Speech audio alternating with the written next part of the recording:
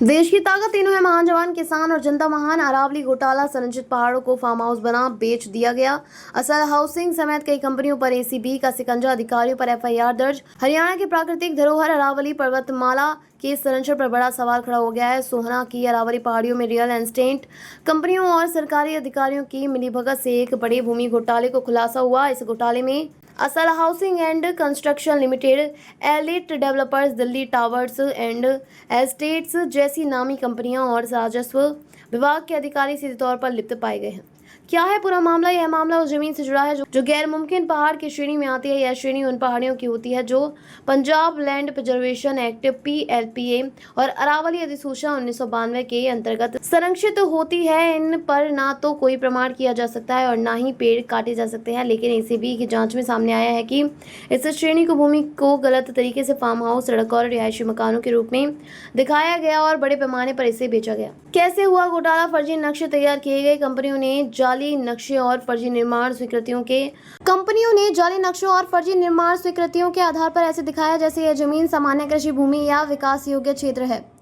राजस्व रिकॉर्ड में हेराफेरी। 1985-86 के रिकॉर्ड में यह भूमि गैर मुमकिन पहाड़ थी, लेकिन 1995 के रिकॉर्ड में इसे फार्म हाउस और सड़क के रूप में दिखा दिया गया। प्रभावशाली निवेशकों का दखल। कई राजनीतिक और रियल एस्टेट से जुड़े प्रभावशाली लोगों ने इन अवैध फार्म हाउसों में निवेश किया, जिससे सरकारी मशीनरी ने भी आंखें मूंद ली। 1992 और 96 के बीच रिकॉर्ड में बदलाव, दस्तावेजों में छेड़छाड़ कर यह दिखाने की कोशिश की गई कि भूमि उपयोग पहले से वैध था। शिकायत और एसीबी की कार्यवाही। रमाशंकर शुक्ला एवं एक सामाजिक कार्यकर्ता ने 2015 में यह मामला उठाया था। शिकायत में उन्होंने कहा कि रियल एस्टेट कंपनियों ने सरकारी अफसरों से मिलीभगत से अरावली अधिसूचना का उल्लंघन कर अवैध निर्माण कराए। शिकायत के आधार पर Haryana anti corruption bureau (ACB) ने करीब 10 साल तक दस्तावेजों की जांच की और अंततः 2 अगस्त 2025 को एफआईआर दर्ज की गई। एफआईआर में नामजद व्यक्ति व कंपनियां असल housing and construction limited, elite developers, Delhi towers and estate, असल प्रॉपर्टीज एंड इंफ्रास्ट्रक्चर, पूर्व पटवारी, तत्कालीन तहसीलदार, राजस्व विभाग के अन्य अधिकारी, कानूनी और पर्यावरणीय पहलू। अरावली अधिसूचना 1992। हरियाणा में अरावली पर्वत श्रृंखला पर किसी भी प्रकार की खुदाई, निर्माण, पेड़ों की कटाई और भूमि परिवर्तन पर प्रतिबंध है।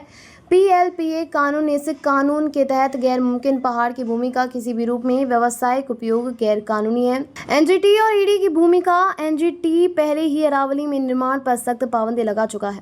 प्रवर्तन निदेशालय ED ने इन सौदों में मनी लॉन्ड्रिंग और अवैध निवेश की जांच शुरू की थी। अब तक क्या सामने आया? भूमि का दर्जा बदलने के लिए कई स्तरों पर दस्तावेजी हेराफेरी की गई। नकली दस्तावेजों के जरिए भूमि स्वीकृति और NOC हासिल की गई। प्रभावशाली लोगों को फायदा पहुंचाने के लिए कानूनों की धज्जियां उड़ाई गई। क्या हो सकता है अगला कदम? एसीबी फॉरेंसिक डॉक्यूमेंट एनालिसिस कर रही है। जिन अफसरों और कंपनियों को नामजद किया गया है उनकी पूछताछ शुरू हो सकती है। जमीन जब्त, रिकॉर्ड पुनः बहाल और अवैध निर्माण गिराने की कार्यवाही संभावित है। निष्कर्ष: यह घोटाला केवल एक अवैध निर्माण का मामला नहीं है, बल्कि यह दर्शाता है कि किस तरह हमारे पर्यावरण, कानून और सिस्टम की रक्षा करने वाले तंत्र को लालच और रसूख के दम पर तोड़ा गया।